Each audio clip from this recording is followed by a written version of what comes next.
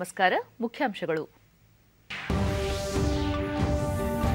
ಮುಂಬೈ ಕರ್ನಾಟಕ ಭಾಗ ಕಿತ್ತೂರು ಕರ್ನಾಟಕ ಎಂದು ಮರುನಾಮಕರಣ. ಸಂಪುಟ ಸಭೆಯಲ್ಲಿ ಚರ್ಚಿಸಿ ತೀರ್ಮಾನ. ಮುಖ್ಯಮಂತ್ರಿ ಬಸವರಾಜ ಬೊಮ್ಮಾಯಿ. ಕುಶಿನಗರ ಅಂತಾರಾಷ್ಟ್ರೀಯ ವಿಮಾನ ನಿಲ್ದಾಣ ಲೋಕಾರ್ಪಣೆ. ಸಂಪರ್ಕ ಪ್ರವಾಸೋದ್ಯಮಕ್ಕೆ ಉತ್ತೇಜನ. ಪ್ರಧಾನಿ ನರೇಂದ್ರ ಮೋದಿ.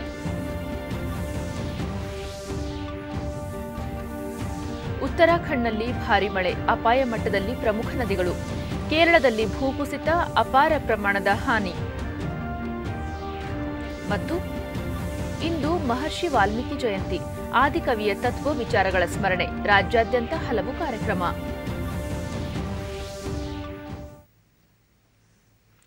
ವಾರ್ತೆಗಳ ವಿವರ. ಬಹುದಿನಗಳಿಂದ ಬೇಡಿಕೆಯಲ್ಲಿರುವ ಮುಂಬೈ ಕರ್ನಾಟಕ ಭಾಗವನ್ನು ಕಿತ್ತೂರು ಕರ್ನಾಟಕ ಎಂದು ಮರುನಾಮಕರಣ ಮಾಡುವ ಕುರಿತು ಸಚಿವ ಸಂಪುಟ ಸಭೆಯಲ್ಲಿ ಚರ್ಚಿಸಿ ತೀರ್ಮಾನವಾಗಬೇಕಿದೆ ಎಂದು ಮುಖ್ಯಮಂತ್ರಿ ಬಸವರಾಜ ಬೊಮ್ಮಾಯಿ ಬೆಳಗಾವಿಯಲ್ಲಿಂದು ತಿಳಿಸಿದರು. ಜಿಲ್ಲೆಯಲ್ಲಿ ಅದ್ದೂರಿ ಕನ್ನಡ ರಾಜ್ಯೋತ್ಸವ ಆಚರಣೆ ಹಾಗೂ ಮೆರವಣಿಗೆಗಳ ಬಗ್ಗೆ ಕನ್ನಡ ಪರ ಸಂಘಟನೆಗಳ ಒತ್ತಾಯವಿರುವ ಕುರಿತ ಪ್ರಶ್ನೆಗೆ ಉತ್ತರಿಸಿದ ಅವರು, ಕೋವಿಡ್ ಹಿನ್ನೆಲೆಯಲ್ಲಿ ಈ ಬಗ್ಗೆ ಯಾವುದೇ ತೀರ್ಮಾನ ಕೈಗೊಂಡಿಲ್ಲ. ರಾಜ್ಯದಲ್ಲೇ ಅದ್ದೂರಿಯಾಗಿ ರಾಜ್ಯೋತ್ಸವ ಮೆರವಣಿಗೆ ಕುರಿತು ತಜ್ಞರೊಂದಿಗೆ ಚರ್ಚಿಸಿ ತೀರ್ಮಾನ ಕೈಗೊಳ್ಳಲಾಗುವುದು ಎಂದು ಹೇಳಿದರು.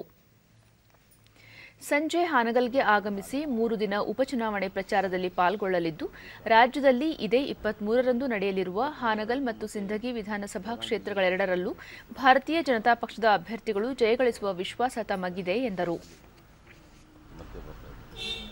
ಭಾಳ ಚೆನ್ನಾಗಿದೆ, ಎರಡೂ ಗೆಲ್ತೀವಿ ಅನ್ನುವಂಥ ವಿಶ್ವಾಸ ಅತಿ ಹೆಚ್ಚಿನ ಬಹುಮತವಿದೆ. ಸಿಕ್ಕಲೇ ಇರುವಂಥದ್ದು ಕೋವಿಡ್ ಸಿಚುವೇಷನ್ನು, ಭಾಳಷ್ಟು ಕೋವಿಡ್ ಕಮ್ಮಿ ಆಗಿದ್ದ ಹಿನ್ನೆಲೆಯಲ್ಲಿ ಅದರ ಬಗ್ಗೆ ಮೆರವಣಿಗೆಗಳ ಬಗ್ಗೆ ಇನ್ನೂ ಅಂತಿಮ ತೀರ್ಮಾನ ಮಾಡಿಲ್ಲ. ಎಕ್ಸ್ಪರ್ಟ್ಸ್ ಜೊತೆ ಚರ್ಚೆ ಮಾಡಿ ತೀರ್ಮಾನ ಮಾಡಿ ಮತ್ತು ಸಾಯಂಕಾಲ ಹಾನಗಲ್ಲು ಇವತ್ತು ನಾಳೆ ನಾಡಿದ್ದು 3 ದಿವಸ ಹಾನಗಲ್ಲಲ್ಲಿ ಪ್ರಚಾರ ಮಾಡ್ತಾಯಿದ್ವಿ. 23ನೇ ತಾರೀಕು ಮತ್ತೆ ಬೆಳಗಾವಿ ಜಿಲ್ಲೆಗೆ ಬರ್ತಾಯಿದ್ದೇನೆ. ಕಿತ್ತೂರು ರಾಣಿ ಚೆನ್ನಮ್ಮ ವಿಜಯೋತ್ಸವ ಆಚರಣೆ ಕಿತ್ತೂರಿನಲ್ಲಿ ಮತ್ತೆ ಬರ್ತಾ ಇದೆ. ಸಿಂದಗಿ ಮತ್ತು ಹಾನಗಲ್ ವಿಧಾನಸಭಾ ಕ್ಷೇತ್ರಗಳಿಗೆ ಇದೇ 30ರಂದು ಉಪಚುನಾವಣೆ ನಡೆಯಲಿರುವ ಹಿನ್ನೆಲೆ ವಿವಿಧ ರಾಜಕೀಯ ಪಕ್ಷಗಳ ಮುಖಂಡರಿಂದ ಚುನಾವಣಾ ಪ್ರಚಾರ ಬಿರುಸುಗೊಂಡಿದೆ. ವಿಜಯಪುರ ಜಿಲ್ಲೆಯ ಸಿಂದಗಿ ಮತಕ್ಷೇತ್ರದ ಅಲಮೇಲ ಪಟ್ಟಣದ ನಂದಿ ಮೈದಾನದಲ್ಲಿ ನಿನ್ನೆ ಬಿಜೆಪಿ ಬಹಿರಂಗ ಸಭೆ ನಡೆಯಿತು. ಮುಖ್ಯಮಂತ್ರಿ ಬಸವರಾಜ ಬೊಮ್ಮಾಯಿ ಅವರು ಬಿಜೆಪಿ ಅಭ್ಯರ್ಥಿ ರಮೇಶ್ ಬೂಸನೂರು ಪರ ಪ್ರಚಾರ ಮಾಡಿ ಮತಯಾಚಿಸಿದರು. ಸಚಿವರಾದ ಗೋವಿಂದ ಕಾರಜೋಳ, ವಿ ಸೋಮಣ್ಣ, ಸಿಸಿ ಪಾಟೀಲ್, ಲಕ್ಷ್ಮಣ ಸವದಿ, ಪ್ರಭು ಚೌಹಾಣ್, ಶಶಿಕಲಾ ಜೊಲ್ಲೆ ಹಾಗೂ ಅಭ್ಯರ್ಥಿ ರಮೇಶ್ ಬೂಸನೂರು ಮುಂತಾದವರು ಉಪಸ್ಥಿತರಿದ್ದರು.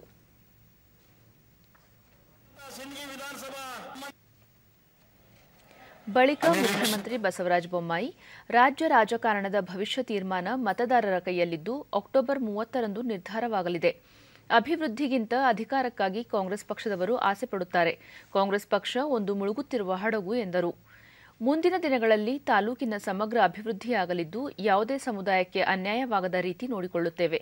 ರಾಜ್ಯದ ಅಭಿವೃದ್ಧಿ ದೃಷ್ಟಿಯಿಂದ ಬಿಜೆಪಿ ಪಕ್ಷದ ಅಭ್ಯರ್ಥಿಯನ್ನು ಬೆಂಬಲಿಸುವಂತೆ ಮತದಾರರಿಗೆ ಮನವಿ ಮಾಡಿದರು. ಬರುವಂತಹ ದಿನದಲ್ಲಿ ಯಾವ ದಿಕ್ಕಿನಡೆ ತೆಗೆದುಕೊಂಡು ಹೋಗಬೇಕನ್ನುವಂತ ಒಂದು ತೀರ್ಮಾನ ಮಾಡುವಂತ ಒಂದು ದಿನ ತಮ್ಮ ಕೈಯಲ್ಲಿದೆ. 30ನೇ ತಾರೀಕು ಅಕ್ಟೋಬರ್. ಸನ್ಮಾನ್ಯ ಸಿದ್ದರಾಮಯ್ಯ ಅವರು ಕನಸು ಕಾಣ್ತಾ ಇದ್ರು, ನಾನು ಆ ಭಾಗ್ಯ ಕೊಟ್ಟೇನೆ, ಈ ಭಾಗ್ಯ ಕೊಟ್ಟೇನೆ, ಜನ ಮತ್ತೊಮ್ಮೆ ನನ್ನನ್ನು 2018ರಲ್ಲಿ ಆಯ್ಕೆ ಮಾಡ್ತಾರೆ ಅಂತ. ಅವ್ರಿಗೆ ಗೊತ್ತಿರಲಿಲ್ಲ, ಜನ ಮೂರ್ಖರಲ್ಲ. ಅವರ ಮಾತಿಗೆ ಮರಳಾಗುವಂತ ಜನ ಕರ್ನಾಟಕದಲ್ಲಿ ಇಲ್ಲ. ಮತ್ತೊಂದೆಡೆ ಕಾಂಗ್ರೆಸ್ ಅಭ್ಯರ್ಥಿ ಪರ ಚುನಾವಣಾ ಪ್ರಚಾರ ಸಭೆಯಲ್ಲಿ ಕೆಪಿಸಿಸಿ ಅಧ್ಯಕ್ಷ ಡಿಕೆ ಶಿವಕುಮಾರ್ ಭಾಗವಹಿಸಿ, ಅಗತ್ಯ ವಸ್ತುಗಳ ಬೆಲೆ ಏರಿಕೆಯಿಂದ ಜನ ಸಂಕಷ್ಟಕ್ಕೀಡಾಗಿದ್ದಾರೆ. ಕಲ್ಲಿದ್ದಲು ಮತ್ತು ರಸಗೊಬ್ಬರ ಸಚಿವರು ರಾಜ್ಯದವರಾದರೂ ಯಾವುದೇ ಪ್ರಯೋಜನವಿಲ್ಲ. ಮತದಾರರು ಸೂಕ್ತವಾಗಿ ಗಮನಿಸಿ ತೀರ್ಮಾನ ಕೈಗೊಳ್ಳಲಿದ್ದಾರೆ ಎಂದರು. ಫ್ರೀ ಗ್ಯಾಸ್ ಕೊಡ್ತೀನಿ ಅಂತ ಹೇಳಿದ್ರು. ಸ್ಟಾರ್ಟಿಂಗ್ 400 ರೂಪಾಯಿ ಇತ್ತು ಗ್ಯಾಸು ಕಾಂಗ್ರೆಸ್ ಸರ್ಕಾರದಲ್ಲಿ. ಈಗ ಒಂದು 100 ರೂಪಾಯಿ ಆಗಿದೆ, ಇದು 1000 ರೂಪಾಯಿ ಆಗಿದೆಯಲ್ಲ. ಇದಕ್ಕೆ ಹೇಳೋಣ. ಪ್ರಧಾನಿ ನರೇಂದ್ರ ಮೋದಿ ಇಂದು ಉತ್ತರ ಪ್ರದೇಶದ ಕುಶಿನಗರ ಅಂತಾರಾಷ್ಟ್ರೀಯ ವಿಮಾನ ನಿಲ್ದಾಣವನ್ನು ಲೋಕಾರ್ಪಣೆಗೊಳಿಸಿದರು. ಇದು ಉತ್ತರ ಪ್ರದೇಶದ 3ನೇ ಅಂತಾರಾಷ್ಟ್ರೀಯ ವಿಮಾನ ನಿಲ್ದಾಣವಾಗಿದೆ. ಕುಶಿನಗರ ಗೌತಮ ಬುದ್ಧ ಮಹಾಪರಿನಿರ್ವಾಣ ಪಡೆದ ಸ್ಥಳವಾಗಿದೆ. ಈ ವಿಮಾನ ನಿಲ್ದಾಣ ಈ ಭಾಗದ ಅಭಿವೃದ್ಧಿಯಲ್ಲಿ ಪ್ರಮುಖ ಪಾತ್ರ ವಹಿಸಲಿದೆ. ಉತ್ತರ ಪ್ರದೇಶ ರಾಜ್ಯಪಾಲರಾದ ಆನಂದಿಬೆನ್ ಪಟೇಲ್, ಮುಖ್ಯಮಂತ್ರಿ ಯೋಗಿ ಆದಿತ್ಯನಾಥ್ ಸೇರಿದಂತೆ ಅನೇಕ ಗಣ್ಯರು ಉಪಸ್ಥಿತರಿದ್ದರು. ಕುಶಿನಗರ ವಿಮಾನ ನಿಲ್ದಾಣವನ್ನು 260 ಕೋಟಿ ರೂಪಾಯಿ ವೆಚ್ಚದಲ್ಲಿ ನಿರ್ಮಿಸಲಾಗಿದ್ದು, ಇದರಿಂದ ಬೌದ್ಧ ಪರಂಪರೆಯ ಐತಿಹಾಸಿಕ ತಾಣಗಳಿಗೆ ದೇಶೀಯ ಹಾಗೂ ಅಂತಾರಾಷ್ಟ್ರೀಯ ಯಾತ್ರಾರ್ಥಿಗಳು ಭೇಟಿ ನೀಡಲು ನೆರವಾಗಲಿದೆ. 62 नए हवाई अड्डे संचालित किए गए हैं. सरकार के इन अभूतपूर्व प्रयासों से उत्तर प्रदेश विशेष रूप से और हवाई अड्डे यात्री सेवा के लिए तैयार हो जाएंगे, जिससे प्रदेश का हर भौगोलिक हिस्सा हवाई संपर्क से सीधा जुड़ जाएगा. केंद्र और राज्य सरकार विश्व स्तरीय सड़क, रेल और हवाई संपर्क द्वारा कमलों से हो रहा है. आइए एक बार फिर से बहुत सारी शुभकामनाओं के साथ अभिनंदन, वंदन, स्वागत माननीय प्रधानमंत्री महोदय जी का. श्रद्धा का ಈ ಸಂದರ್ಭದಲ್ಲಿ ಪ್ರಧಾನಿ, ಕುಶಿನಗರ ವಿಮಾನ ನಿಲ್ದಾಣದಿಂದ ಸಂಪರ್ಕ ಹಾಗೂ ಪ್ರವಾಸೋದ್ಯಮಕ್ಕೆ ಉತ್ತೇಜನ ದೊರೆಯಲಿದೆ. ಉತ್ತರ ಪ್ರದೇಶ ಮತ್ತು ಬಿಹಾರದ ವಿವಿಧ ಜಿಲ್ಲೆಗಳಲ್ಲಿ ಉದ್ಯೋಗಾವಕಾಶವೂ ವೃದ್ಧಿಯಾಗಲಿದೆ. ಪೂರ್ವಾಂಚಲ ಕ್ಷೇತ್ರದ ಅಭಿವೃದ್ಧಿಗೂ ಇದು ಸಹಾಯಕವಾಗಲಿದೆ ಎಂದು ಹೇಳಿದರು. ಭಾರತವು ವಿಶ್ವದಲ್ಲೇ ಬೌದ್ಧ ಸಮಾಜದ ಶ್ರದ್ಧಾ ಕೇಂದ್ರವಾಗಿದೆ. ಇದೀಗ ಅಂತಾರಾಷ್ಟ್ರೀಯ ವಿಮಾನ ನಿಲ್ದಾಣದ ನಿರ್ಮಾಣದಿಂದ ಆ ಸಮಾಜಕ್ಕೆ ಅನುಕೂಲವಾಗಲಿದೆ ಎಂದರು. ಸಬ್ಕಾ ಸಾಥ್ ಸಬ್ಕಾ ವಿಕಾಸ್ ಧ್ಯೇಯದತ್ತ ದೇಶ ಹೆಜ್ಜೆ ಹಾಕುತ್ತಿದೆ ಎಂದು ಹೇಳಿದ ಪ್ರಧಾನಿ, ಅಂತಾರಾಷ್ಟ್ರೀಯ ಸಂಪರ್ಕದ ಜೊತೆಗೆ ಪ್ರವಾಸೋದ್ಯಮ ಹಾಗೂ ಉದ್ದಿಮೆಯ ಬೆಳವಣಿಗೆಗೆ ಇದರಿಂದ ಹೆಚ್ಚು ಪ್ರಯೋಜನವಾಗಲಿದೆ ಎಂದು ಹೇಳಿದರು.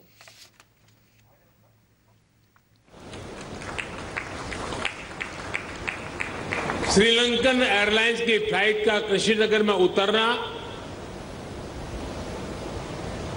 इस पुण्य भूमि को नमन करने की तरह है.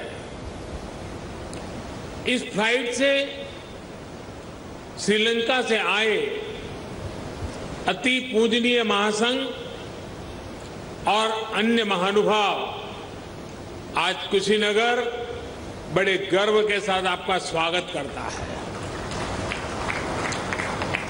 आज एक सुखद संयोग ये भी है कि आज महर्षि वाल्मीकि जी की जयंती है.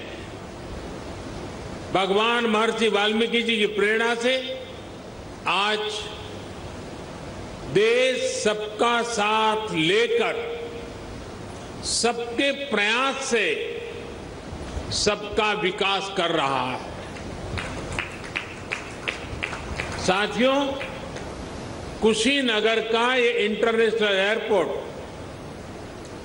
दशकों की आशाओं और अपेक्षाओं का परिणाम है. मेरी खुशी आज दोहरी है.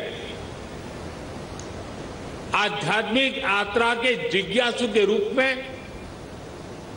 मन में संतोष का भाव है और पूर्वांचल क्षेत्र के प्रतिनिधि के रूप में भी ये एक कमिटमेंट पूरा होने की घड़ी भी है.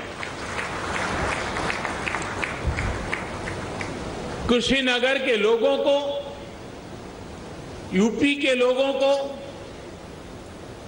पूर्वांचल पूर्वी भारत के लोगों को, दुनिया भर में भगवान बुद्ध के अनुयायियों को कुशीनगर इंटरनेशनल एयरपोर्ट के लिए बहुत बहुत बधाई. साथियों, भगवान बुद्ध से जुड़े स्थानों को विकसित करने के लिए,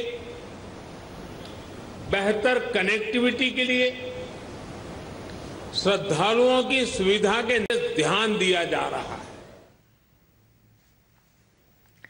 75ನೇ ಸ್ವಾತಂತ್ರ್ಯೋತ್ಸವ ಅಮೃತ ಮಹೋತ್ಸವ ಆಚರಣೆಯ ಈ ಸಂದರ್ಭದಲ್ಲಿ ಜನತೆಗಾಗಿ ಉತ್ತಮ ಆಡಳಿತ ನೀಡಲು ಸರ್ಕಾರ ಬದ್ಧವಾಗಿದೆ ಎಂದು ಪ್ರಧಾನಿ ನರೇಂದ್ರ ಮೋದಿ ಹೇಳಿದ್ದಾರೆ. ಗುಜರಾತ್ನ ಕೆವಾಡಿಯಾದಲ್ಲಿ ಇಂದು ಆರಂಭವಾದ ಕೇಂದ್ರೀಯ ಜಾಗೃತ ಆಯೋಗ ಸಿವಿಸಿ ಮತ್ತು ಕೇಂದ್ರ ತನಿಖಾ ಸಂಸ್ಥೆಯ ಸಿಬಿಐನ ಸಂಯುಕ್ತ ಸಮ್ಮೇಳನ ಉದ್ದೇಶಿಸಿ ವಿಡಿಯೋ ಕಾನ್ಫರೆನ್ಸ್ ಮೂಲಕ ಮಾತನಾಡಿದ ಪ್ರಧಾನಿ, ನವಭಾರತ ನಿರ್ಮಾಣದ ವ್ಯವಸ್ಥೆಯಲ್ಲಿ ಪಾರದರ್ಶಿತ್ವದ ಅಗತ್ಯವಿದೆ. ಸರ್ಕಾರದ ಪ್ರಕ್ರಿಯೆಗಳನ್ನು ಸರಳಗೊಳಿಸಲು ನಿರಂತರ ಪ್ರಯತ್ನ ಮಾಡಲಾಗುತ್ತಿದ್ದು, ಕನಿಷ್ಠ ಸರ್ಕಾರ ಗರಿಷ್ಠ ಆಡಳಿತದ ಮೂಲಕ ಸರ್ಕಾರದ ಕಾರ್ಯವೈಖರಿಗೆ ಚುರುಕು ನೀಡಲಾಗಿದೆ ಎಂದು ಹೇಳಿದರು. ಭ್ರಷ್ಟಾಚಾರ ಎಂಬುದು ಹಲವಾರು ರೀತಿಯಲ್ಲಿ ಅಭಿವೃದ್ಧಿಗೆ ಅಡ್ಡಿಪಡಿಸಿತ್ತು. ಭ್ರಷ್ಟಾಚಾರಕ್ಕೆ ಸಂಬಂಧಿಸಿದಂತೆ ಅನೇಕ ರೀತಿಯ ಸವಾಲುಗಳನ್ನು ಸಮರ್ಥವಾಗಿ ನಿಭಾಯಿಸುವ ಅಗತ್ಯವಿದೆ. ಈ ಒಂದು ವ್ಯವಸ್ಥೆಯಿಂದ ಜನರು ಅನೇಕ ರೀತಿಯಲ್ಲಿ ಹಕ್ಕುಗಳಿಂದ ವಂಚಿತರಾಗುತ್ತಿದ್ದರು. ಅಂತೆಯೇ ಭ್ರಷ್ಟಾಚಾರವನ್ನು ತೊಡೆದುಹಾಕುವ ಪ್ರಯತ್ನದಲ್ಲಿ ಸರ್ಕಾರ ನಿರಂತರವಾಗಿದೆ. ಇದು ದೇಶದಲ್ಲಿ ಕೊಂಡುಕೊಳ್ಳುವಿಕೆ ಇಲ್ಲದೆ ಸರ್ಕಾರದ ಯೋಜನೆಗಳ ಲಾಭ ದೊರೆಯುತ್ತಿದೆ. ಆತ್ಮನಿರ್ಭರ ಭಾರತದ ಸಂಕಲ್ಪದತ್ತ ನಾವು ದಾಪುಗಾಲಿಡುತ್ತಿದ್ದೇವೆ ಎಂದು ನರೇಂದ್ರ ಮೋದಿ ಹೇಳಿದರು. देश बढ़ रहा है. आज हम गुड गवर्नेंस को एक प्रकार से good governance, pro people, proactive governance को सशक्त करने में जुटे हैं. ऐसे समय में आप सभी साथियों की कर्मण्यता, कर्मशीलता सरदार साहब के आदर्शों को मजबूत करने वाली है. साथियों, हमारे यहां शास्त्रों में कहा गया है, न्यायमूलम सुराज्यम स्यात्, यानी सुराज्य तभी संभव है जब सभी को न्याय मिले. भ्रष्टाचार, करप्शन, छोटा हो या बड़ा, वो किसी न किसी का हक छीनता ही है. ये देश के सामान्य नागरिक को उसके अधिकारों से वंचित करता है, राष्ट्र की प्रगति में बाधक होता है और एक राष्ट्र के रूप में हमारी सामूहिक शक्ति को भी प्रभावित करता है.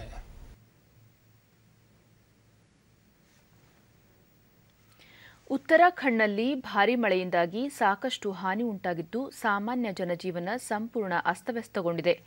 ಮಳೆ ಸಂಬಂಧಿತ ಅವಘಡಗಳಲ್ಲಿ ಮೃತಪಟ್ಟವರ ಸಂಖ್ಯೆ 30ಕ್ಕೆ ಏರಿಕೆಯಾಗಿದ್ದು ಹಲವರು ನಾಪತ್ತೆಯಾಗಿದ್ದಾರೆ.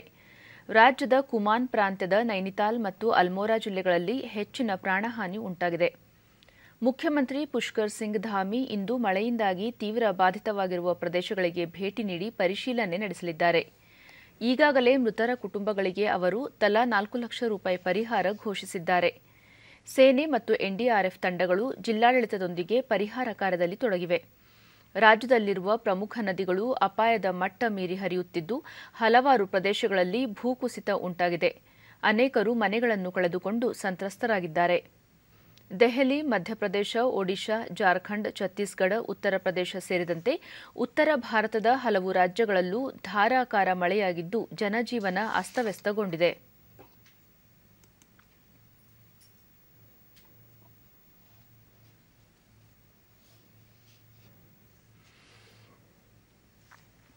ಉತ್ತರಾಖಂಡ್ನಲ್ಲಿ ಭಾರೀ ಮಳೆಯಿಂದಾಗಿ ಪ್ರವಾಹ ಪರಿಸ್ಥಿತಿ ಉಂಟಾಗಿ ಸಾಮಾನ್ಯ ಜನಜೀವನ ಅಸ್ತವ್ಯಸ್ತವಾಗಿದೆ. ರಾಜ್ಯದಿಂದ ಅನೇಕ ಯಾತ್ರಾರ್ಥಿಗಳು, ಪ್ರವಾಸಿಗರು ಮತ್ತು ಇನ್ನಿತರ ಕಾರಣಗಳಿಗಾಗಿ ಉತ್ತರಾಖಂಡದ ವಿವಿಧ ಸ್ಥಳಗಳಿಗೆ ಭೇಟಿ ನೀಡಿದ್ದು ಭಾರೀ ಮಳೆಯಿಂದಾಗಿ ಸಂಕಷ್ಟಕ್ಕೆ ಸಿಲುಕಿದ್ದಾರೆ. ಕನ್ನಡಿಗರ ರಕ್ಷಣೆಗಾಗಿ ರಾಜ್ಯ ಸರ್ಕಾರ ಸಹಾಯವಾಣಿ ಕೇಂದ್ರ ಆರಂಭಿಸಿದೆ.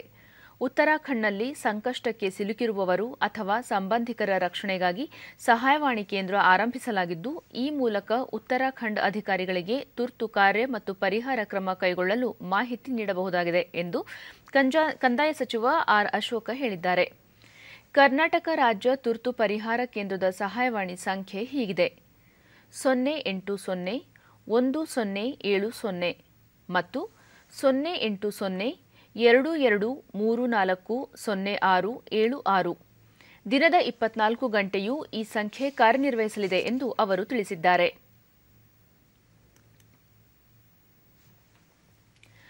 ಕೇರಳ ರಾಜ್ಯಾದ್ಯಂತ ಸುರಿಯುತ್ತಿರುವ ವರ್ಷಧಾರೆಯಿಂದಾಗಿ ಅಪಾರ ಪ್ರಮಾಣದ ಹಾನಿ ಸಂಭವಿಸಿದ್ದು ಭೂಕುಸಿತ ಹಾಗೂ ಭಾರೀ ಮಳೆಗೆ ಮೃತಪಟ್ಟವರ ಸಂಖ್ಯೆ 39ಕ್ಕೆ ಏರಿದೆ. ಕೊಟ್ಟಾಯಂ, ಇಡುಕ್ಕಿ ಮತ್ತು ಪಟ್ಟಣಂತಿಟ್ಟ ಜಿಲ್ಲೆಗಳಲ್ಲಿ ಭೂಕುಸಿತ ಸಂಭವಿಸಿದ್ದು ರಕ್ಷಣಾ ಮತ್ತು ಪರಿಹಾರ ಸಮರೋಪಾದಿಯಲ್ಲಿ ಸಾಗಿದೆ. ಇಡುಕ್ಕಿ ಜಿಲ್ಲೆಯ ಕೊಕ್ಕಯಾರ್ನಲ್ಲಿ ಭೂಕುಸಿತದಿಂದ ಕಣ್ಮರೆಯಾಗಿರುವ ಜನರಿಗಾಗಿ ಶೋಧ ಕಾರ್ಯ ಮುಂದುವರೆದಿದೆ. ಭಾರೀ ಮಳೆಯಿಂದಾಗಿ ನದಿ ನೀರಿನ ಮಟ್ಟ ಏರಿಕೆಯಾಗಿದ್ದು ನದಿ ಪಾತ್ರದ ಜನರಿಗೆ ಎಚ್ಚರಿಕೆಯಿಂದಿರುವಂತೆ ಸೂಚಿಸಲಾಗಿದೆ. ಜಲಾನಯನ ಪ್ರದೇಶಗಳಲ್ಲಿ ಧಾರಾಕಾರ ಮಳೆಯಿಂದಾಗಿ ಹಲವು ಜಲಾಶಯಗಳಲ್ಲಿ ನೀರಿನ ಮಟ್ಟ ಹೆಚ್ಚುತ್ತಿರುವುದರಿಂದ 10 ಅಣೆಕಟ್ಟುಗಳಿಗೆ ರೆಡ್ ಅಲರ್ಟ್ ಘೋಷಿಸಲಾಗಿದೆ. ಜನವಸತಿ ಪ್ರದೇಶಗಳಲ್ಲಿ ಪ್ರವಾಹ ತಪ್ಪಿಸಲು ಪಟ್ಟಣತಿಟ್ಟ, ಕಕ್ಕಿ ಅಣೆಕಟ್ಟು ಮತ್ತು ತ್ರಿಶೂರಿನ ಶೋಲಯಾರ್ನ ಕೆಲವು ಗೇಟ್ಗಳನ್ನು ತೆರೆದು ನೀರನ್ನು ಹೊರಬಿಡಲಾಗಿದೆ. ಇಡುಕ್ಕಿ ಜಲಾಶಯದಲ್ಲಿ ನೀರಿನ ಮಟ್ಟ 2397.34 ಅಡಿಗಳಿಗೆ ಏರಿಕೆಯಾಗಿದ್ದು 2 ಅಣೆಕಟ್ಟುಗಳನ್ನು ತೆರೆಯಲು ಅಧಿಕಾರಿಗಳು ನಿರ್ಧರಿಸಿದ್ದಾರೆ. ಈ ಮಧ್ಯೆ ನದಿಪಾತ್ರದ ಜನರು ಎಚ್ಚರಿಕೆಯಿಂದಿರುವಂತೆ ಇಡುಕ್ಕಿ ಜಿಲ್ಲಾ ಅಧಿಕಾರಿ ಸೂಚಿಸಿದ್ದಾರೆ. ಹಾಗೆಯೇ ಪ್ರವಾಹ ಎದುರಾಗುವ ಪ್ರದೇಶಗಳಲ್ಲಿನ ಜನರ ಸ್ಥಳಾಂತರಕ್ಕೆ ಕ್ರಮ ಕೈಗೊಳ್ಳಲಾಗಿದೆ. ಪಂಪಾ ನದಿ ಅಪಾಯ ಮಟ್ಟ ಮೀರಿ ಹರಿಯುತ್ತಿರುವುದರಿಂದ ಶಬರಿಮಲೆ ದೇವಸ್ಥಾನದ ತೀರ್ಥಯಾತ್ರೆಯನ್ನು ಸ್ಥಗಿತಗೊಳಿಸಲಾಗಿದೆ. ಭಾರತೀಯ ಹವಾಮಾನ ಇಲಾಖೆ 11 ಜಿಲ್ಲೆಗಳಿಗೆ ಯೆಲ್ಲೋ ಅಲರ್ಟ್ ಘೋಷಿಸಿದೆ. ಇಂದಿನಿಂದ 3-4 ದಿನಗಳವರೆಗೂ ರಾಜ್ಯದಲ್ಲಿ ವ್ಯಾಪಕ ಮಳೆಯಾಗುವ ಸಾಧ್ಯತೆ ಇದೆ ಎಂದು ಹವಾಮಾನ ಇಲಾಖೆ ಹೇಳಿದೆ. ಗಂಟೆಗೆ 40ರಿಂದ 50 ಕಿಲೋಮೀಟರ್ ವೇಗದಲ್ಲಿ ರಭಸದ ಗಾಳಿ ಬೀಸಲಿದ್ದು ಗುಡುಗು ಸಹಿತ ಭಾರೀ ಮಳೆಯಾಗುವ ಸಾಧ್ಯತೆ ಇರುವ ಹಿನ್ನೆಲೆಯಲ್ಲಿ ಇದೇ 22ರವರೆಗೆ ಸಮುದ್ರಕ್ಕೆ ಇಳಿಯದಂತೆ ಮೀನುಗಾರರಿಗೆ ಮುನ್ನೆಚ್ಚರಿಕೆ ನೀಡಲಾಗಿದೆ. ಪ್ರಧಾನಮಂತ್ರಿ ನರೇಂದ್ರ ಮೋದಿ ಅವರು ಜಾಗತಿಕ ತೈಲ ಮತ್ತು ಅನಿಲ ವಲಯದ ಮುಖ್ಯ ಕಾರ್ಯನಿರ್ವಹಣಾಧಿಕಾರಿಗಳು ಮತ್ತು ತಜ್ಞರೊಂದಿಗೆ ಇಂದು ವಿಡಿಯೋ ಕಾನ್ಫರೆನ್ಸ್ ಮೂಲಕ ಸಂವಾದ ನಡೆಸಲಿದ್ದಾರೆ. ಇದು 6ನೇ ಆವೃತ್ತಿಯಾಗಿದ್ದು ಮೊದಲ ಸಂವಾದ 2016ರಲ್ಲಿ ನಡೆದಿತ್ತು. ತೈಲ ಮತ್ತು ಅನಿಲ ವಲಯದಲ್ಲಿ ಅವಕಾಶಗಳನ್ನು ಅನ್ವೇಷಿಸುವುದು ಹಾಗೂ ಭಾರತದಲ್ಲಿ ಜಾಗತಿಕ ಹೂಡಿಕೆ ಮತ್ತು ಸಹಯೋಗ ಹೆಚ್ಚಿಸುವುದು ಈ ಸಂವಾದ ಕಾರ್ಯಕ್ರಮದ ಉದ್ದೇಶವಾಗಿದೆ. ಸ್ವಚ್ಛ ಮತ್ತು ಸುಸ್ಥಿರ ಇಂಧನ ಉತ್ಪಾದನೆ ಹಾಗೂ ಬಳಕೆಗೆ ಉತ್ತೇಜನ ನೀಡುವುದು, ಭಾರತದ ಹೈಡ್ರೋಕಾರ್ಬನ್ ವಲಯದಲ್ಲಿ ಸಂಶೋಧನೆ ಮತ್ತು ಉತ್ಪಾದನೆ ಹೆಚ್ಚಳ, ಸ್ವಚ್ಛ ಮತ್ತು ಇಂಧನ ದಕ್ಷತೆ ಕ್ರಮಗಳ ಮೂಲಕ ಅನಿಲ ಆಧಾರಿತ ಆರ್ಥಿಕತೆ ನಿರ್ಮಿಸುವುದು, ಮಾಲಿನ್ಯ ಕಡಿಮೆ ಮಾಡುವುದು ಹಾಗೂ ಇಂಧನ ಸ್ವಾತಂತ್ರ್ಯಕ್ಕೆ ಪ್ರೇರೇಪಿಸುವುದು ಮುಂತಾದ ವಿಷಯಗಳ ಬಗ್ಗೆ ಸಂವಾದ ನಡೆಯಲಿದೆ. ಸಂವಾದದಲ್ಲಿ ತೈಲ ಮತ್ತು ಅನಿಲ ವಲಯದ ಪ್ರಮುಖ ಬಹುರಾಷ್ಟ್ರೀಯ ಸಂಸ್ಥೆಗಳ ಮುಖ್ಯಸ್ಥರು, ವಿವಿಧ ಅಂತಾರಾಷ್ಟ್ರೀಯ ಸಂಸ್ಥೆಗಳ ತಜ್ಞರು ಪಾಲ್ಗೊಳ್ಳಲಿದ್ದಾರೆ.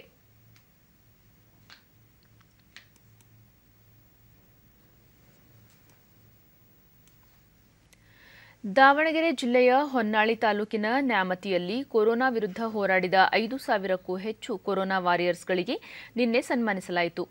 ಮಾಜಿ ಮುಖ್ಯಮಂತ್ರಿ ಬಿಎಸ್ ಯಡಿಯೂರಪ್ಪ ಅವರನ್ನು ಸೂಪರ್ ಕೊರೋನಾ ವಾರಿಯರ್ ಎಂದು ಸನ್ಮಾನ ಮಾಡಲಾಯಿತು. ಆರೋಗ್ಯ ಸಚಿವ ಡಾ ಕೆ ಸುಧಾಕರ್, ಜಿಎಂ ಸಿದ್ದೇಶ್ವರ, ರೇಣುಕಾಚಾರ್ಯ ಮುಂತಾದವರು ಉಪಸ್ಥಿತರಿದ್ದರು. ನಂತರ ಡಾ ಕೆ ಸುಧಾಕರ್ ಹೊನ್ನಾಳಿಯಲ್ಲಿ 79% ಮೊದಲ ಡೋಸ್ ಹಾಗೂ 31% ಎರಡನೇ ಡೋಸ್ ಕೊರೋನಾ ಲಸಿಕೆ ನೀಡಲಾಗಿದೆ. ಇನ್ನುಳಿದವರು ಆದ್ಯತೆಯ ಮೇರೆಗೆ ಲಸಿಕೆ ಪಡೆದುಕೊಂಡು ಜಾಗೃತರಾಗಬೇಕು. ದೇಶದಲ್ಲಿ ಶೀಘ್ರದಲ್ಲಿಯೇ 100 ಕೋಟಿ ಕೊರೋನಾ ಲಸಿಕೆ ನೀಡುವ ಗುರಿ ತಲುಪಲಿದ್ದೇವೆ ಎಂದರು.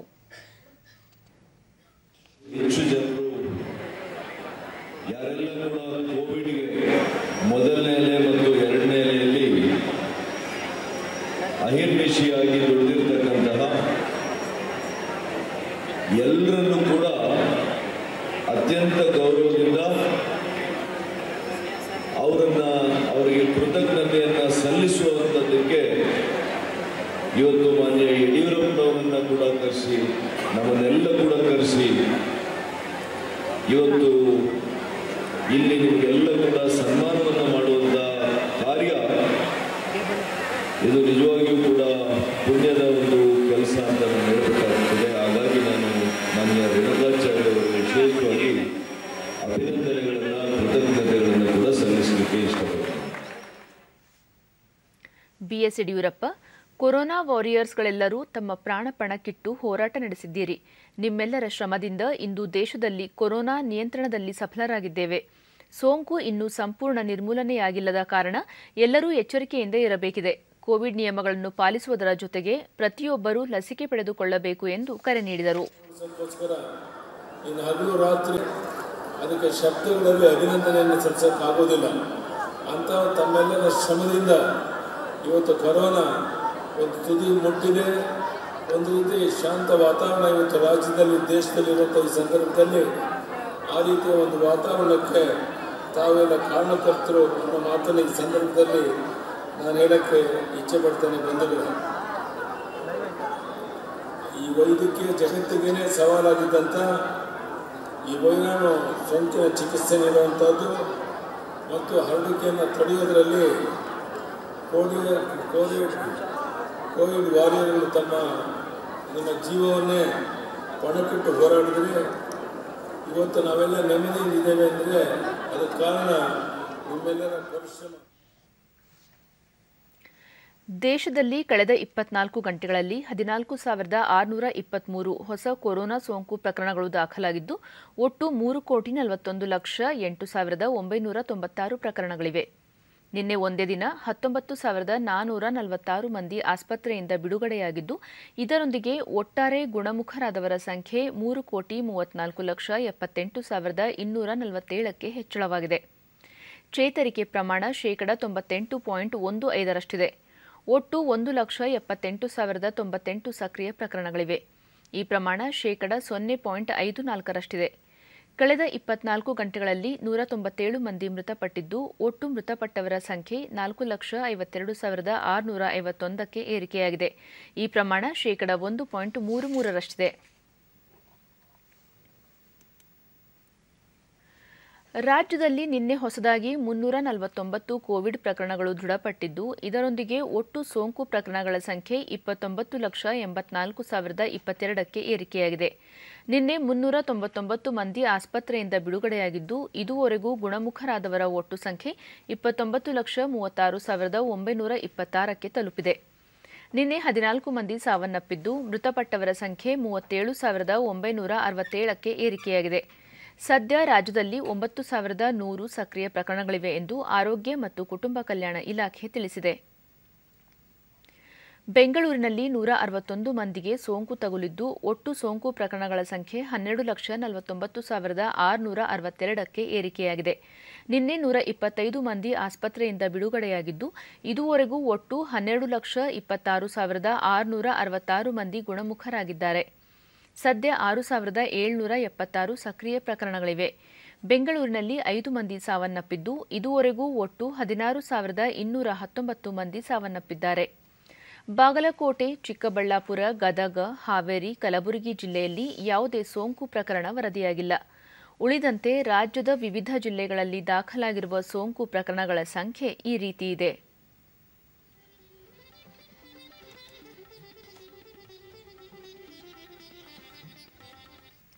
ವಿಶ್ವದಲ್ಲೇ ಅತಿ ಹೆಚ್ಚು ಲಸಿಕೆ ನೀಡಿರುವ ದೇಶಗಳ ಪೈಕಿ ಭಾರತ ಮುಂಚೂಣಿಯಲ್ಲಿದೆ.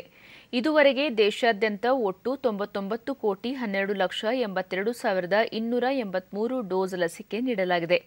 ನಿನ್ನೆ ಒಂದೇ ದಿನ 41,36,142 ಡೋಸ್ ಲಸಿಕೆ ನೀಡಲಾಗಿದೆ ಎಂದು ಕೇಂದ್ರ ಆರೋಗ್ಯ ಸಚಿವಾಲಯ ತಿಳಿಸಿದೆ.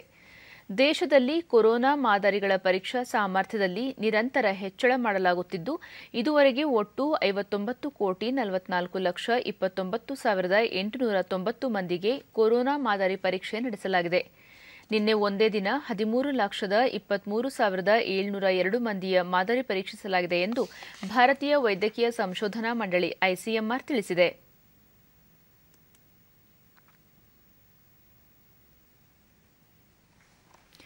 ರಾಷ್ಟ್ರಪತಿ ರಾಮನಾಥ್ ಕೋವಿಂದ್ ಇಂದಿನಿಂದ ಬಿಹಾರ ರಾಜ್ಯಕ್ಕೆ 3 ದಿನಗಳ ಪ್ರವಾಸ ಕೈಗೊಳ್ಳಲಿದ್ದಾರೆ. ಬಿಹಾರ ಶಾಸಕಾಂಗ ಅಧಿವೇಶನದ ಕಟ್ಟಡದ ಶತಮಾನೋತ್ಸವ ಸಮಾರಂಭದಲ್ಲಿ ಅವರು ಪಾಲ್ಗೊಳ್ಳಲಿದ್ದಾರೆ. ಅಲ್ಲದೆ ಅಲ್ಲಿನ ಶಾಸಕರನ್ನು ಉದ್ದೇಶಿಸಿ ಭಾಷಣ ಮಾಡಲಿರುವ ರಾಷ್ಟ್ರಪತಿ ಅವರು ಇನ್ನಿತರ ಕಾರ್ಯಕ್ರಮಗಳಲ್ಲೂ ಪಾಲ್ಗೊಳ್ಳಲಿದ್ದಾರೆ.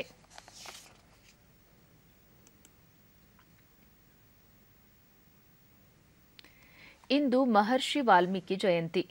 ಶ್ರೇಷ್ಠ ಋಷಿಮುನಿ, ಕವಿಯೂ ಆಗಿದ್ದ ವಾಲ್ಮೀಕಿ ಭಾರತದ ಮಹಾಕಾವ್ಯಗಳಲ್ಲಿ ಒಂದಾದ ರಾಮಾಯಣವನ್ನು ರಚಿಸಿದ್ದಾರೆ. ಸಂಸ್ಕೃತದಲ್ಲಿ ರಚಿಸಲಾಗಿರುವ ಈ ಮಹಾಕಾವ್ಯ 24,000 ಶ್ಲೋಕಗಳನ್ನು ಹೊಂದಿದ್ದು, ಅನೇಕ ಕವಿಗಳು ಮತ್ತು ವಿದ್ವಾಂಸರಿಗೆ ಸ್ಫೂರ್ತಿಯಾಗಿದೆ. ವಾಲ್ಮೀಕಿ ಜಯಂತಿ ಅಂಗವಾಗಿ ರಾಜ್ಯಾದ್ಯಂತ ಇಂದು ಅನೇಕ ಕಾರ್ಯಕ್ರಮಗಳನ್ನು ಹಮ್ಮಿಕೊಳ್ಳಲಾಗಿದೆ.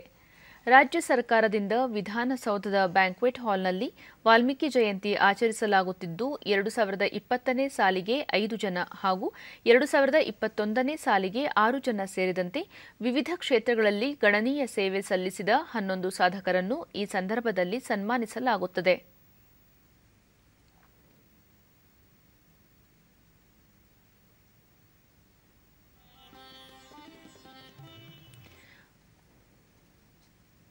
ವಾಲ್ಮೀಕಿ ಜಯಂತಿ ಅಂಗವಾಗಿ ಪ್ರಧಾನಿ ನರೇಂದ್ರ ಮೋದಿ ದೇಶದ ಜನತೆಗೆ ಶುಭಾಶಯ ಕೋರಿದ್ದಾರೆ. ಈ ಕುರಿತು ಟ್ವಿಟರ್ನಲ್ಲಿ ವಿಡಿಯೋವೊಂದನ್ನು ಹಂಚಿಕೊಂಡಿರುವ ಪ್ರಧಾನಿ, ವಾಲ್ಮೀಕಿ ಅವರ ಮಹಾನ್ ವಿಚಾರಧಾರೆಗಳು ಕೋಟಿಗಟ್ಟಲೆ ಜನತೆಗೆ ಪ್ರೇರಣೆ ನೀಡುತ್ತವೆ ಮತ್ತು ಶಕ್ತಿ ಪ್ರದಾನ ಮಾಡುತ್ತವೆ. ಸಕಾರಾತ್ಮಕ ಯೋಚನೆಗಳಿಗೆ ಒತ್ತು ನೀಡಿದ್ದ ಮಹರ್ಷಿ ವಾಲ್ಮೀಕಿ ಅವರ ಆಚಾರ, ವಿಚಾರ, ಆದರ್ಶಗಳು ನವಭಾರತ ನಿರ್ಮಾಣದ ನಮ್ಮ ಸಂಕಲ್ಪಕ್ಕೆ ಪ್ರೇರಣೆ ನೀಡುವುದರ ಜೊತೆಗೆ ಮಾರ್ಗದರ್ಶನವೂ ಆಗಿವೆ. ಮುಂದಿನ ಪೀಳಿಗೆಯ ಮಾರ್ಗದರ್ಶನಕ್ಕಾಗಿ ರಾಮಾಯಣದಂತಹ ಮಹಾನ್ ಗ್ರಂಥವನ್ನು ರಚಿಸಿದ್ದಾರೆ ಎಂದು ಹೇಳಿದ್ದಾರೆ. असाधारण कार्य करने की ताकत देती है. ಮುಖ್ಯಮಂತ್ರಿ ಬಸವರಾಜ ಬೊಮ್ಮಾಯಿ ಸಹ ನಾಡಿನ ಜನತೆಗೆ ವಾಲ್ಮೀಕಿ ಜಯಂತಿ ಶುಭಾಶಯ ತಿಳಿಸಿದ್ದಾರೆ. ಆದಿಕಾವ್ಯ ರಾಮಾಯಣ ರಚಿಸಿ ಶ್ರೀರಾಮನ ಜೀವನ, ಆತನ ಆದರ್ಶಗಳು ಮತ್ತು ಸಾರ್ವಕಾಲಿಕ ಜೀವನ ಮೌಲ್ಯಗಳನ್ನು ತಿಳಿಸಿಕೊಟ್ಟ ವಾಲ್ಮೀಕಿ ಮಹರ್ಷಿಗಳಿಗೆ ಅನಂತ ಪ್ರಣಾಮಗಳು. ಅವರು ಪ್ರತಿಪಾದಿಸಿದ ಆದರ್ಶಗಳು ಭಾರತೀಯರಿಗೆ ನಿರಂತರ ಸ್ಫೂರ್ತಿಯ ಸೆಲೆಯಾಗಿದೆ ಎಂದು ಟ್ವೀಟ್ ಮಾಡಿದ್ದಾರೆ.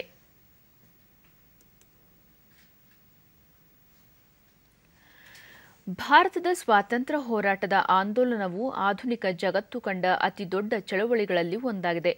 ಸ್ವಾತಂತ್ರ್ಯ ಹೋರಾಟದ ಘಟನೆಗಳು ಸೇರಿದಂತೆ ಲಕ್ಷಾಂತರ ಮಂದಿ ತ್ಯಾಗ ಮಾಡಿದ ಯಶೋಗಾಥೆ ಎಂದೆಂದಿಗೂ ಅನನ್ಯ. ಆಕಾಶವಾಣಿ ರಾಷ್ಟ್ರೀಯ ಸುದ್ದಿ ವಿಭಾಗದೊಂದಿಗೆ ತೆರೆಮರೆಯಲ್ಲಿದ್ದ ಹಲವು ಸ್ವಾತಂತ್ರ್ಯ ಹೋರಾಟಗಾರರ ಜೀವನ ಚಿತ್ರಣದ ಸುದ್ದಿಮಾಲಿಕೆ ಇಲ್ಲಿದೆ.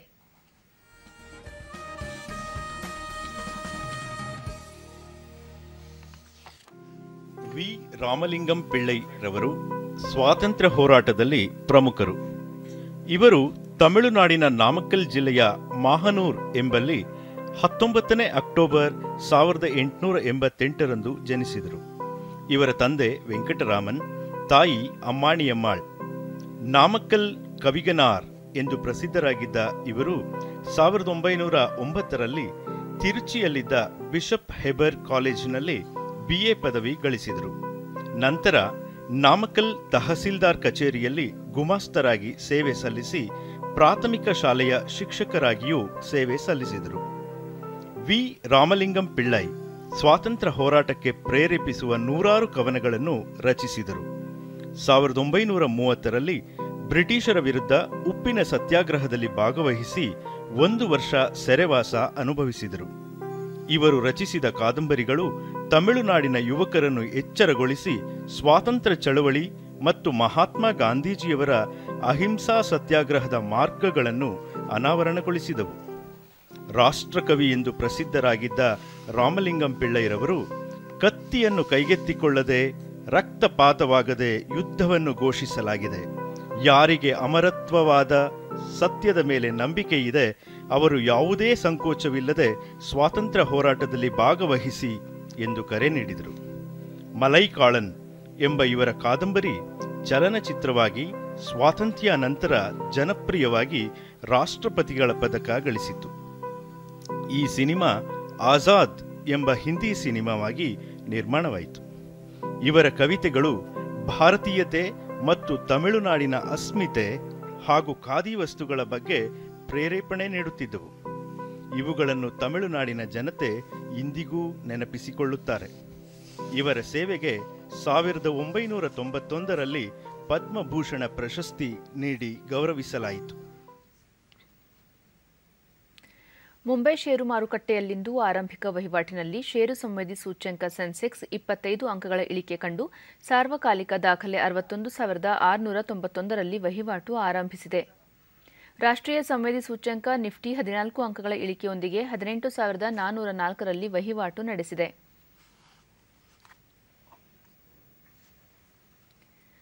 ಕೊನೆಯಲ್ಲಿ ಮತ್ತೊಮ್ಮೆ ಮುಖ್ಯಾಂಶಗಳು.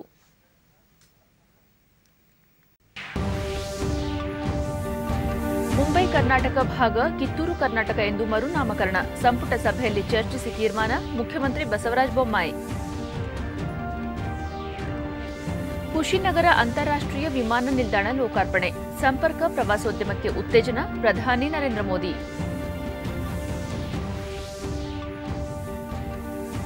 ಉತ್ತರಾಖಂಡ್ನಲ್ಲಿ ಭಾರೀ ಮಳೆ, ಅಪಾಯ ಮಟ್ಟದಲ್ಲಿ ಪ್ರಮುಖ ನದಿಗಳು.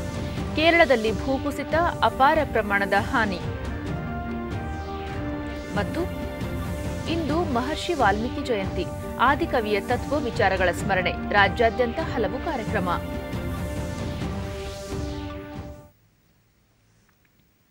ನಮ್ಮ ವಾರ್ತಾ ಪ್ರಸಾರವನ್ನು ನೀವು ಡಿಡಿ ಚಂದನ ನ್ಯೂಸ್ ಯೂಟ್ಯೂಬ್ ಚಾನೆಲ್ನಲ್ಲೂ ವೀಕ್ಷಿಸಬಹುದು. ವ್ಯಕ್ತಿಗತ ಅಂತರ ಕಾಪಾಡಿಕೊಳ್ಳುವುದರೊಂದಿಗೆ ನೀವು ಸುರಕ್ಷಿತವಾಗಿರಿ, ನಿಮ್ಮವರನ್ನು ಸುರಕ್ಷಿತವಾಗಿರಿಸಿ. ನೈರ್ಮಲ್ಯಕ್ಕೆ ಆದ್ಯತೆ ನೀಡುವುದರ ಜೊತೆಗೆ ಕೋವಿಡ್-19 ಮಾರ್ಗಸೂಚಿಗಳನ್ನು ತಪ್ಪದೇ ಪಾಲಿಸಿ. ನಮ್ಮ ಮುಂದಿನ ವಾರ್ತಾ ಪ್ರಸಾರ ಮಧ್ಯಾಹ್ನ 1 ಗಂಟೆಗೆ. ನಮಸ್ಕಾರ.